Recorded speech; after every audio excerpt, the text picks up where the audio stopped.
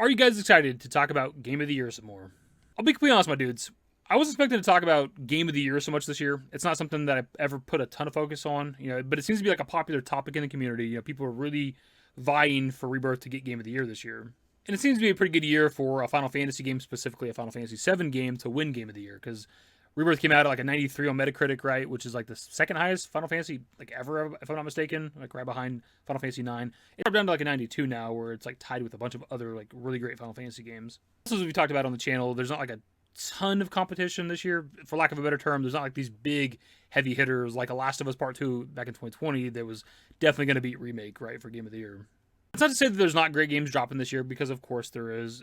Generally speaking, there's at least a couple good games a year, I would say, right?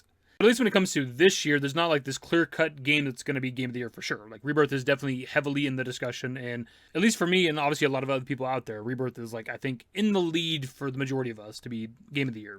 We do have an update for the potential contenders for Game of the Year this year, coming to us courtesy of the Game Awards themselves from the FAQ from their websites, but the information was kind of making the rounds because of the GOAT, Wario64. So on the Game Awards FAQ, it says, are DLCs, expansion packs, and remakes/remasters eligible? The Game Awards aims to recognize the best creative and technical work each year, irrespective of the format of that content's release. Expansion packs, new game seasons, DLCs, remakes, and remasters are eligible in all categories if the jury deems a new creative and technical work to be worthy of a nomination. Factors such as the newness of the content and its price/value should be taken into consideration. Yeah, what the FAQ is saying is that Shadow of the Erdtree is winning fucking Game of the Year. Fuck. Joking and not joking, but according to the Game Awards themselves, DLC is eligible for Game of the Year, which I find to be a bit strange.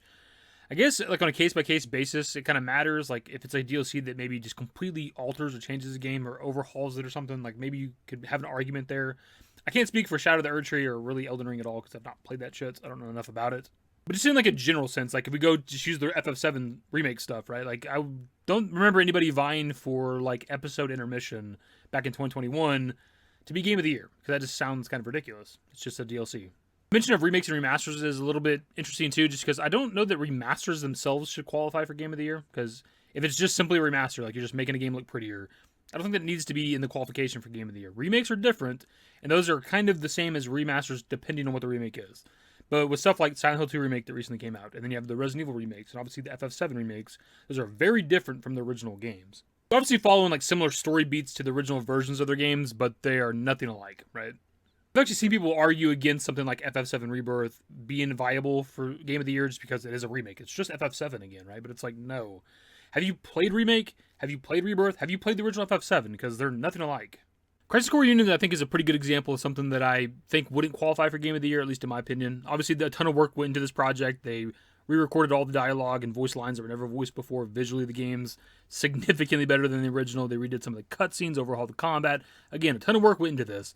But it still is just, Crisis Core from the PSP, essentially. If we're back in like 2022 and there was like talks and discussions of Crisis Core Union being eligible for Game of the Year, I'd have been against that. I'd have been talking about that on the channel. Like, no, I don't think it should qualify. Even though I'm an FF7 fan, I'm going to put my bias aside for this discussion. Not to mention new game seasons being eligible for Game of the Year, so like multiplayer games, I'm guessing. So like the new Call of Duty, the fucking Black Ops 6, the newest season of that, season 1, that's like potentially Game of the Year contender. Is that what they're saying? Like, what the fuck? I personally think that their list is kind of weird. I just don't think that something like a DLC or an expansion pack or a new season of a game or a fucking remaster should qualify. Remakes, again, depending on what the kind of remake it is. If it's more than just a visual remake, I think can qualify. They're completely new games. And as I've seen other people mention, they could just have, DLC and expansions have their own category. Like, what was the best DLC of the year, essentially? Like, they don't need to be in the qualification for Game of the Year. Further clarify, this FAQ is not saying for sure there's going to be some PC DLC qualifying for Game of the Year. It's just kind of opening the door to that possibility, because it does say that, DLCs, expansions, new seasons, remakes, and remasters are all eligible for all categories. So there is the possibility of that at some point. And for some people, it just seems like an excuse for them to get, like, Elden Ring, specifically, in the running for Game of the Year this year. Which I do agree would be very underwhelming, right? Because it already had its opportunity. Elden Ring is more than 2 years old. We're not far away from Elden Ring being a 3-year-old game. So why should it even be in the qualification? I don't give a fuck how good the DLC was this year. It just doesn't need to be in that category. If they want to put it in the DLC expansion category, or maybe even like other categories like music or something, I don't know. But this doesn't need to be Game of the Year. Again, I don't necessarily care that much. It's not like something I'm super invested in. I don't really even keep up with Game of the Years all that often, other than particular years here and there. But if they do allow Shadow of the Erdtree to be in the running for Game of the Year, but especially if it wins, I'll probably never take this shit seriously again. I'll never even like give a fuck what wins Game of the Year at Game Awards. But as of right now, that remains to be seen, right? It might not even be a thing that matters this year. We might be talking about this for no fucking reason. Who knows?